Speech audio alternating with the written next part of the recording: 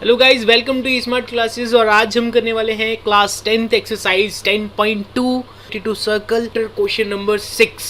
तो आइए शुरू करते हैं। क्वेश्चन नंबर 6 देखेंगे बेटा। सबसे पहले the length of a tangent from a point A at distance 5 centimetre from the centre of circle is 4 centimetre. तो यहाँ पे इस लाइन का जो मतलब है वो मैं आपको समझाता हूँ।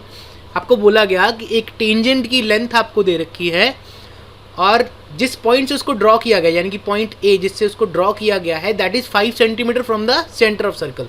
तो इट मीन्स अगर ये सेंटर ऑफ सर्कल ओ है तो यहाँ से इस एक्सटर्नल पॉइंट जहाँ से टेंजेंट ड्रॉ किया है उसकी जो डिस्टेंस है वो 5 सेंटीमीटर है। और इस टेंजेंट की जो लेंथ दे रखी है पॉइंट ऑफ कॉन्टैक्ट तक, एक्सटर्नल पॉइंट से पॉइंट ऑफ कॉन्टैक्ट तक, यहाँ तक की जो लेंथ है वो दैट इज 4 सेंटीमीटर।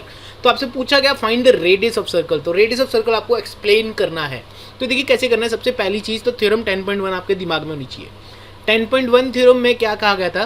थ्योरम 10.1 में अगर मैं बोलूँ तो आपको बोला गया था कि जो टेंजेंट हम एक्सटर्नल पॉइंट से ड्रॉ करते हैं ना वो रेडियस के हमेशा परपेंडिकुलर ड्रॉ होता है। ठीक है, तो यानी कि ये जो ओ क्यू है, ओ क्यू जो है that is perpendicular to O A. ठीक, तो ये चीज़ हमारे पास 10.1 से आई। आप यहाँ पे 10.1 की स्टेटमेंट जरूर लिख लेंगे बेटा। 10.1 की स्टेटमेंट आपको बुक में मिल जाएगी सभी को। यहाँ से आप उसकी स्टेटमेंट जो है वो नोट कर लेंगे और ये नीचे लिख देंगे। इसी से हमें एक चीज़ मिल गई बेटा, यहाँ पे angle O Q A, O Q A, ये दोनों ओ हो गए, यहाँ पे ओ आएगा बेटा। ठीक, तो एंगल ओ क्यू ए जो है that is equal to 90 degree बेटा। अगर 90 डिग्री है तो ये ट्राइंगल जो है, ट्राइंगल, देयरफॉर ट्राइंगल, कौन सा ट्राइंगल बेटा? O Q A is right angle triangle. तो ऐसा अगर है तो बेटा हम यहाँ पे पाइथागोरस थ्योरम यूज करके, देखिए हमारे पास ये 90 है तो इसके बिल्कुल ऑपोजिट साइड, इस 90 के बिल्कुल ऑपोजिट साइड यानी कि सामने वाली साइड जो है दैट इज हाइपोटेन्यूज। और अगर मैं थीटा कहीं पे भी रखूँ है ना तो ये मेरा बेस और ये मेरा परपेंडिकुलर हो जाएगा। तो यहाँ से हम पाइथागोरस थ्योरम यूज कर सकते हैं बाय यूजिंग पाइथागोरस थ्योरम। तो पाइथागोरस हम यूज करेंगे। यहाँ से हमारे पास क्या आएगा?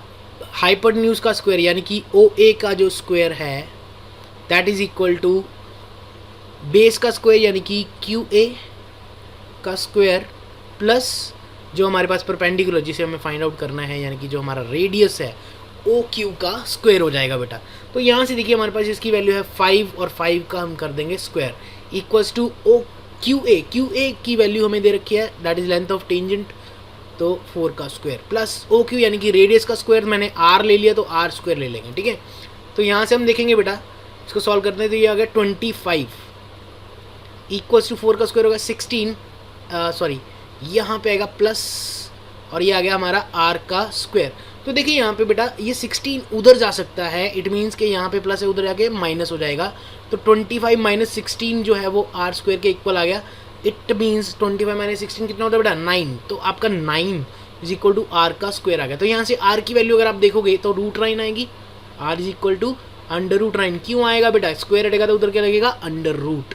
तो आपकी आर की वैल्यू जो होगी वो कितनी होगी? 3। और सेंटीमीटर है तो यूनिट सेंटीमीटर में ही आ जाएगा आपका आंसर। तो बहुत ही आसान क्वेश्चन था, पाइथागोरस थ्योरम से डायरेक्ट हो जाना था। आपको बस थ्योरम जरूर 10.1 यूज़ करनी पड़ेगी, उसकी स्टेटमेंट आपको याद रखनी है। बस आप स्टार्टिंग में स्टेटमेंट लिखेंगे और क्वेश्चन शुरू कर देंगे फटाफट राइट एंगल ट्रायंगल में पाइथागोरस। चलिए नेक्स्ट क्वेश्चन देखेंगे। चलिए क्वेश्चन नंबर 7 देखते हैं। Two concentric circles are of radius 5 centimetre and 3 centimetre. Find the length of the chord of larger circle which touches the smaller circle. तो चलिए इस question को ध्यान से देखेंगे बेटा। यहाँ पे हमें 2 कॉन्सेंट्रिक सर्कल्स दे रखे हैं। कॉन्सेंट्रिक का मतलब होता है जिनका सेंटर सेम हो, मतलब ये जो अंदर वाला सर्कल है इसका भी रेडियस सॉरी इसका भी सेंटर ओ है और जो आउटर सर्कल आपको दिख रहा है ये वाला जो सर्कल है इसका भी सेंटर ओ ही है। ठीक, और हमें दोनों के रेडियसेस दे रखे हैं, एक 5 और दूसरा 3, यानी कि जो बाहर वाला सर्कल होगा उसका रेडियस बड़ा होगा ऑब्वियस है, तो ये होगा 5 और जो अंदर वाला सर्कल है उसका जो रेडियस होगा वो है 3। आई होप इतना समझ गए होगे। तो मैं यहाँ पे एक चीज़ ड्रॉ कर सकता हूँ। देखो यहाँ पे अगर मान के चलो कि ये एक स्ट्रेट लाइन है ऐसे, ठीक बेटा, तो ये जो होगा ये इनर रेडियस होगा और इसकी वैल्यू कितनी होगी 3, और ये जो बाहर वाले का रेडियस है दैट इज़ 5। ठीक है बेटा। एक और चीज़ 10.1 थ्योरम फिर से दिमाग में रखो, ये रेडियस है और ये टेंजेंट है अंदर वाले सर्कल के लिए, ये टेंजेंट है बेटा पी क्यू। ठीक, तो ये टेंजेंट और ये रेडियस जो होंगे ये क्या होंगे, एक दूसरे के परपेंडिकुलर होंगे। तो O R perpendicular P Q होगा, तो यहाँ से राइट एंगल ट्राइंगल बनेगा। पाइथागोरस से हम लोग पी आर की वैल्यू निकालेंगे, पी आर की वैल्यू निकाल के उसका डबल कर दो पी क्यू, यानी कि जो हमें चाहिए था, है ना।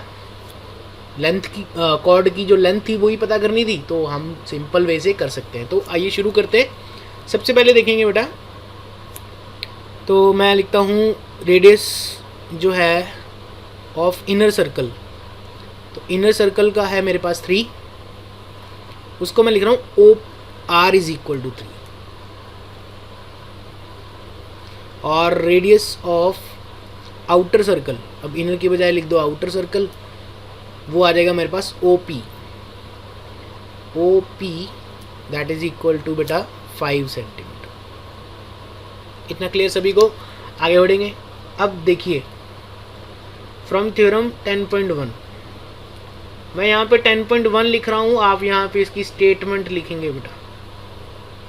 आपको स्टेटमेंट याद होनी चाहिए, मैं इतना आप पे बिलीव कर रहा हूँ कि आप थ्योरम 10.1 की स्टेटमेंट बुक से ढूंढ के यहाँ पे लिख लेंगे।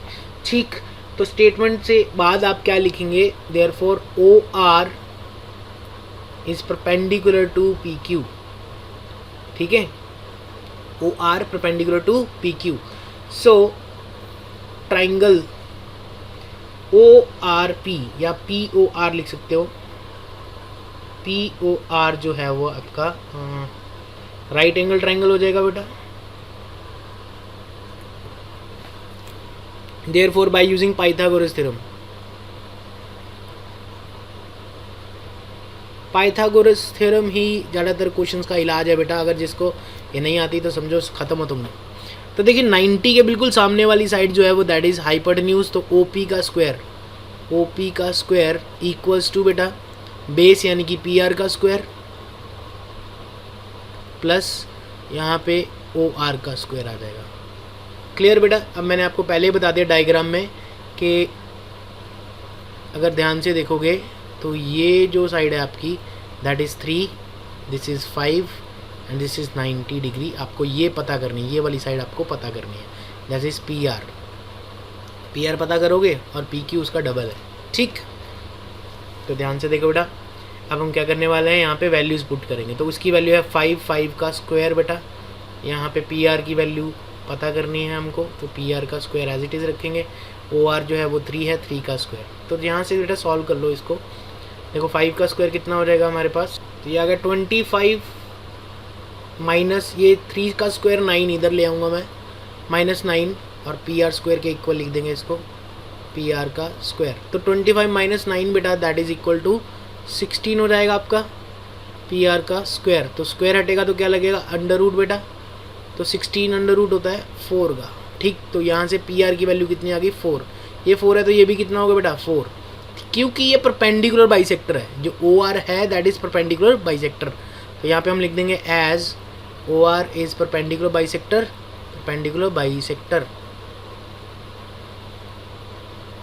देयरफॉर पी क्यू, यहाँ फिर लिखूँगा P R is equal to, यहाँ पी क्यू लिखो बेटा, P Q is equal to 2 of P R. That means अगर पी आर की वैल्यू 4 है तो ये कितनी होगी 8, तो इट इक्वल टू 8 सेंटीमीटर। तो पी क्यू आपका आ जाएगा 8 सेंटीमीटर। तो कॉर्ड की लेंथ जो है आपको 8 सेंटीमीटर आ जाएगी। थोड़ी बहुत चीज़ें जो मैंने मिस की हैं वो मैं आपको बता देता हूँ बेटा। आपको स्टार्टिंग में ये कंस्ट्रक्शन करनी है, ठीक है। कंस्ट्रक्शन क्या करोगे, ओ आर परपेंडिकुलर ड्रॉ करोगे पी क्यू के। ठीक बेटा, ये कंस्ट्रक्शन आपको करनी है याद से, आप स्टार्टिंग में ही कर लेना इसको। यहाँ पे वैसे मेंशन करने की इतनी ज़रूरत नहीं है, पर फिर भी कई टीचर्स इसको नहीं मानते, तो यहाँ पे याद रखिएगा कि आपको कंस्ट्रक्शन कर लेनी है पहले। क्लियर बेटा? बड़ा ही आसान सा क्वेश्चन था। थ्योरम की स्टेटमेंट आपको याद होनी चाहिए। यहाँ पे आप लोग बिना स्टेटमेंट के अगर छोड़ आए ना तो क्वेश्चन गलत हो जाएगा आपका पूरा का पूरा। ठीक, बिना स्टेटमेंट के ये नहीं माना जाएगा आपका। इतना क्लियर? तो आगे बढ़ेंगे बेटा। तो चलिए क्वेश्चन नंबर 8 देखते हैं बेटा। क्वेश्चन नंबर 8 है हमारे पास, quadrilateral ABCD is drawn to circumscribe a circle prove that A B plus C D is equal to A D plus B C. तो आपको दिया हुआ है एक क्वाड्रिलेटरल के अंदर एक सर्कल है बेटा, और आपको एक कंडीशन प्रूव करनी है, that is A B plus C D, यानी कि ये जो दोनों है ऑपोजिट साइड्स ऑफ क्वाड्रिलेटरल्स हैं, और दूसरी तरफ अगर आप देखोगे A D plus B C वो भी ऑपोजिट साइड ऑफ क्वाड्रिलेटरल ही है, तो इनके सम्स इक्वल करने हैं आपको। तो चलिए इस क्वेश्चन को कैसे करेंगे देखते हैं। सबसे पहली चीज़ बेटा, इसमें हम लोग अब थ्योरम 10.2 यूज़ करेंगे। थ्योरम 10.2 की स्टेटमेंट अगर बेटा तुम लोगों को नहीं याद है तो थोड़ी सी एक बार रिवीजन करने के लिए आप बुक खोल लो और बुक में 10.2 थ्योरम जल्दी से पढ़ दो, ठीक। तो मैं आपको बता देता हूँ बेसिकली क्या होती है थ्योरम 10.2। तो फ्रॉम थ्योरम 10.2 बेटा, थ्योरम 10.2 की अगर मैं बात करूँ, ठीक, तो थ्योरम कहती है हमारे पास द टेंजेंट ड्रॉन, आप लिख सकते हैं बेटा साथ साथ में, the tangent drawn from same external point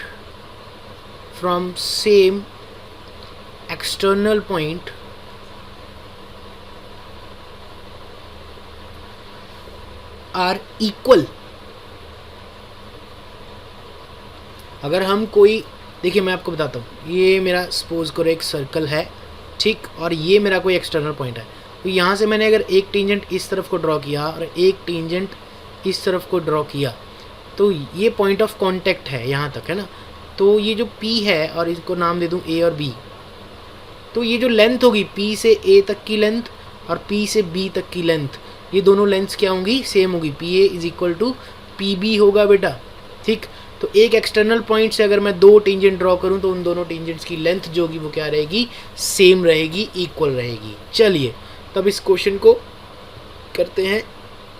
theorem की स्टेटमेंट आपको मैंने लिख दी है, आप अच्छे से याद भी कर लेंगे। तो यहाँ देखिए फ्रेंड्स, हमारे पास ए एक्सटर्नल पॉइंट है, ठीक, और हमारे पास अगर ए एक्सटर्नल पॉइंट है तो ए पी और ए एस जो है दोनों के दोनों टेंजेंट्स जो है वो इक्वल लेंथ के होने चाहिए। अगर बी एक्सटर्नल पॉइंट है तो बी पी और बी क्यू भी इक्वल लेंथ के होने चाहिए, एंड सी एक्सटर्नल पॉइंट है तो सी आर और सी क्यू भी इक्वल लेंथ के होने चाहिए। सिमिलरली डी एक्सटर्नल पॉइंट है तो ये सर्कल के ऊपर दो जो टेंजेंट्स बना रहा है दोनों इक्वल लेंथ के होंगे। तो यहाँ से हमारे पास जो रिजल्ट आएगा बेटा, देखिए वो किस तरह से लिखना है आपने। तो अगर ऊपर से यहाँ से डी से शुरू करते हैं हम लोग, तो D R equals to D S बेटा, ठीक, और C R is equal to C Q. आप कहीं से भी शुरू कर सकते हैं, इसमें कोई वो मैनर का पार्ट नहीं है ये कोई भी, ठीक। B Q is equal to B P बेटा,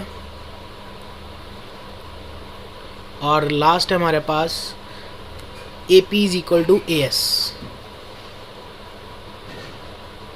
अब देखिए बेटा, ये चारों का मेन रीज़न जो था वो ये थ्योरम आपके पास ऊपर मैंने स्टेटमेंट लिखी है। तो आप कैसे लिखेंगे इसको, यहाँ पे ब्रैकेट डालेंगे सामने इन्हीं के, आप लिख देंगे as D is external point, है ना, तो D R is equal to D S. अगर सी एक्सटर्नल पॉइंट है तो C R is equal to C Q, अगर बी एक्सटर्नल पॉइंट है तो B P is equal to B Q, and A external point है तो A P is equal to A S हो जाएगा आपका। अब बेटा करना क्या है, इसके बाद आपको सारे के सारे टर्म्स को ऐड करना है। आप इनको नंबर दे देंगे 1 2 3 4, तो सभी को ऐड करना है। तो ऐड करेंगे तो क्या आएगा, आप इनको नंबर दे देंगे बेटा, यहाँ से 1, इसको इक्वेशन नंबर 2, इसको इक्वेशन नंबर 3, इसको इक्वेशन नंबर 4 दे देंगे। तो ऐड 1 2 3 एंड 4, आप चारों को ऐड कर देंगे बेटा। ऐड करने पे क्या आएगा जल्दी से देखते हैं बेटा, देखिए। तो अगर मैं डी आर और सी आर को ऐड करूँ, डी आर यानी कि ये वाली जो लेंथ है और सी आर यानी कि ये वाली जो लेंथ है, इन दोनों को ऐड करूँ तो क्या बनेगा, सी डी, है ना। तो पहले मैं लिख देता हूँ D R plus C R plus, मैं सारे के सारे लेफ़्ट साइड वाले एक तरफ प्लस करूँगा और इक्वल टू डाल के राइट हैंड साइड वाले एक तरफ प्लस करूँगा, ठीक। और बी पी और ए पी को ऐड करना है यहाँ पे, B P plus A P equals to बेटा, इस साइड पे हमारे पास सारे राइट हैंड साइड वाले यानी कि ये वाले आएंगे, तो D S plus C Q plus B Q plus A S. तो ये आपके पास इस तरह से आ जाएंगे। अब देखिए बेटा, D R plus C R क्या है, D R plus C R है मेरा C D plus C D. तो ए पी और बी पी को ऐड करेंगे तो देखिए ए पी और बी पी को ऐड किया तो बना ए बी, इक्वल्स टू बेटा, सॉरी ए बी है ना। चलिए तो अब दूसरी साइड देखते हैं, इन दोनों को मिला के ये बना, इन दोनों को मिला के ये बना बेटा, ऊपर लाइन सेगमेंट में आप देख सकते हो। अब देखिए डी एस और सी क्यू तो ऐड नहीं हो सकते, तो आप पेयर बना लो खुद ही। ठीक है, सी क्यू और बी क्यू को ऐड करूँगा मैं, सी क्यू और बी क्यू दोनों को ऐड किया तो क्या बना, बी सी प्लस, अब डी एस और ए एस को ऐड करेंगे, डी एस और ए एस, ये देखिए ये ए एस और ये डी एस, इन दोनों को ऐड किया तो बड़ी साइड बनेगी ए डी। क्लियर बेटा। अब ध्यान से देखो बेटा, आपका ये वाली चीज़ यहाँ पे है और ये वाली चीज़ जो है राइट हैंड साइड वो यहाँ पे है, तो इसको थोड़ा अरेंज कर लेते हैं ताकि आंसर थोड़ा अच्छा लगे। A B plus C D equals to A D plus B C, तो इसी को अरेंज करना है बेटा हमने, और दिस इज़ योर आंसर जो हमने प्रूव करना था, हेंस प्रूव नीचे लिख। चलिए बेटा तो क्वेश्चन नंबर 9 देखेंगे। क्वेश्चन नंबर 9 हमारे पास है, in the following figure X Y and X dash Y dash are two parallel tangents. यहाँ पे देखिए एक्स वाई और एक्स डैश वाई डैश ये आपके पास दो पैरेलल टेंजेंट्स हैं एक सर्कल के ऊपर, और एक और टेंजेंट है ए बी। ठीक, ये वाला जो है जो एक्स वाई को ए पे कट कर रहा है और एक्स डैश वाई डैश को बी पे कट कर रहा है। ठीक, और जो पॉइंट ऑफ कॉन्टेक्ट है सर्कल के साथ उस टेंजेंट का वो है सी। क्लियर। तो आपसे पूछा गया यहाँ पे prove that angle A O B is 90 degree. ये आपको प्रूव करना है कि एंगल ए ओ बी जो है वो 90 डिग्री होगा, यानी कि ये वाला जो एंगल है, ये आपके पास जो एंगल है ये 90 डिग्री होना चाहिए ए ओ बी। तो चलिए इसको करने से पहले थोड़ा सा बेसिक समझेंगे बेटा। देखिए जो अगर मैं ओ क्यू और ओ पी की बात करूँ तो दोनों के दोनों रेडियस हैं, और एक्स डैश वाई डैश और एक्स वाई जो है वो आपके टेंजेंट्स है। तो रेडियस और टेंजेंट एक दूसरे के क्या होते हैं, परपेंडिकुलर होते हैं। यहाँ पे भी 90 होगा, यहाँ पे भी 90 होगा। इसी तरह से बेटा ए बी एक टेंजेंट है सर्कल के ऊपर और ओ सी रेडियस है, तो यहाँ से ये भी क्या होगा, 90 डिग्री होगा। ठीक बेटा, यहाँ पे अगर ये 90 है परपेंडिकुलर है तो ये भी 90 डिग्री होगा, लीनियर पेयर से आ जाएगा हमारे पास। ठीक, इतना थोड़ा थोड़ा बेसिक समझ के आगे बढ़ेंगे। अब देखिए हमारे पास यहाँ पे कुछ ट्राइंगल्स है, हमने आपको जो फिगर दी हुई है उसमें आप लोग ज्वाइन कर लेंगे, ये जो लाइंस मैंने ज्वाइन की हैं ओ ए ओ सी एंड ओ बी को ज्वाइन कर लीजिए बेटा। चलिए तो अब शुरू करेंगे इस क्वेश्चन को। तो थ्योरम 10.1 से देखिए हमारे पास क्या रिजल्ट था। थ्योरम 10.1 से मैंने जो जो किया वो मैं आपको बताता हूँ। स्टेटमेंट आप जरूर लिखेंगे, यहाँ पे स्टेटमेंट आएगी। चलिए स्टेटमेंट लिख लीजिएगा बेटा। तो देखिए ओ पी जो होगा that is perpendicular to X Y, और ओ क्यू जो होगा that is perpendicular to X dash Y dash. ठीक, एंड ओ सी जो होगा बेटा that is perpendicular to O C perpendicular to A B. चलिए तो यहाँ से हमारे पास काफ़ी चीज़ें मिल गई। स्टेटमेंट से हमें यही 3-4 चीज़ें जो मैंने अभी लिखवाई वही बनी है यहाँ पे। अब देखो शुरू कैसे करना है। अब हम पहले दो ट्राइंगल्स लेंगे बेटा। ऊपर की साइड अगर देखेंगे तो ये साइड कॉमन है, तो ये दो ट्राइंगल्स हम ले रहे हैं, और नीचे की साइड ये दो ट्राइंगल्स हम लेंगे। इनको हम करेंगे कॉन्ग्रुएंट। ठीक बेटा, कॉन्ग्रुएंट करने से हम लोग क्या करेंगे, ये अंदर वाले जो एंगल्स है ना यहाँ पे, इनका कुछ लोचा है, इन्हीं को सॉल्व करेंगे तो आंसर आएगा हमारे पास। तो हमने क्या करना है, इन दोनों एंगल्स को इक्वल प्रूफ कर देंगे बाय सीपीसीटी अगर ट्राइंगल कॉन्ग्रुएंट हो गए तो। चलिए देखिए शुरू करते हैं। सबसे पहले देखिए इन ट्राइंगल है हमारे पास ओ पी ए, एंड दूसरा हम ट्राइंगल ले रहे हैं ओ सी ए। अब इन दोनों ट्राइंगल्स में अगर हम देखें तो बड़ा एक चीज़ तो कॉमन है, बड़ी ही आसान है, that is O A is equal to O A, वो है कॉमन साइड। ठीक बेटा, यहाँ पे आप लिख लोगे कॉमन है। ठीक, इसके अलावा बेटा अगर देखा जाए angle O P A equals to angle O C A, each 90 degree होगा बेटा। क्यों होगा 90 डिग्री, क्योंकि ये परपेंडिकुलर्स हैं दोनों के दोनों। नेक्स्ट हमारे पास बेटा O P is equal to O C होगा, क्योंकि ये दोनों क्या है, रेडियस है, दोनों सर्कल के रेडियस है, रेडियस ऑफ सर्कल। ठीक, अब इन तीनों चीज़ों से हमारे पास क्या आ जाएगा बेटा, देखिए इन तीनों चीज़ों से एस ए एस प्रॉपर्टी लगेगी। So by S A S triangle O P A जो है वो कॉन्ग्रुएंट हो जाएगा बेटा ट्राइंगल ओ सी ए के। क्लियर। सो यहाँ से हमारे पास आएगा ट्राइंगल, सॉरी ट्राइंगल नहीं, अब हम CPCT का यूज़ करते हुए साइड्स को इक्वल करेंगे। कौन सी साइड्स को इक्वल करना है बेटा? साइड्स को नहीं, एंगल को इक्वल करना है। कौन से angles? Angle POA equals to angle COA। ठीक बेटा, by CPCT corresponding part of congruent triangles. Similarly बेटा, अब यहाँ पे जिस तरह से किया है हमने, ट्राइंगल नीचे वाले हम बार बार उसको कॉन्ग्रुएंट नहीं करेंगे, हम यहाँ पे सिमिलरली लिख देंगे ट्राइंगल OCB कॉन्ग्रुएंट होगा ट्राइंगल OQB के। तो अगर ये भी कॉन्ग्रुएंट है तो इनकी भी जो एंगल्स होंगे बेटा, देखिए यहाँ पे एंगल BOQ इक्वल होगा एंगल COB के। ठीक बेटा, तो ये वाले एंगल्स भी हमने इक्वल प्रूफ कर दिए। अब यहाँ पे हम लिखेंगे as PQ is a diameter, PQ is a diameter, so PQ is a straight line. अगर डायामीटर हो तो स्ट्रेट लाइन भी होगी बेटा। ठीक, स्ट्रेट लाइन पे बनने वाले एंगल्स का सम कितना होता है बेटा? 180 डिग्री लीनियर पेयर से, है ना? इतना नोट कीजिए पहले। इसके बाद बेटा, अगर हमारे पास ये PQ स्ट्रेट लाइन है ना, angle POA plus angle COA plus angle COB, ध्यान से देखिए बेटा कौन से एंगल्स लिख रहा हूँ मैं, प्लस एंगल BOQ,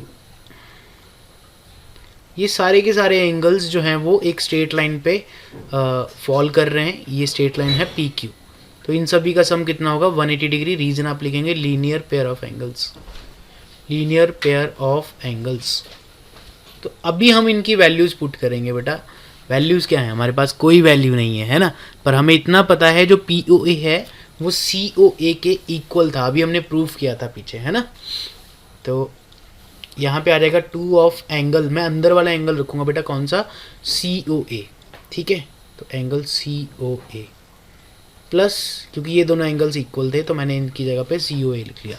अब ये दोनों एंगल्स भी इक्वल हैं तो इनकी जगह भी मैं अंदर वाला एंगल यानी कि COB रखूँगा। 2 of angle COB equals to 180 बेटा। 2 कॉमन लेंगे तो अंदर क्या बचेगा? COA plus angle COB। ठीक बेटा, इक्वल्स टू 180 डिग्री। तो 2 अब जो है 180 के नीचे आएगा तो angle COA plus angle COB equals to 180/2। तो 180/2 कितना होगा बेटा? 90 डिग्री। अब देखो एंगल COA यानी कि COA कौन सा एंगल हुआ? ये वाला एंगल जो होगा। अब इसमें अगर COB यानी कि जो इधर वाला एंगल है इसको ऐड कर दूं, इन दोनों एंगल्स को ऐड करने पे मेरे पास कौन सा एंगल बनेगा? AOB बन जाएगा। तो एंगल AOB इक्वल्स टू कितना हो जाएगा? 90 डिग्री। एंड यही हमें प्रूफ करना था, ये रहा आपका। ठीक बेटा।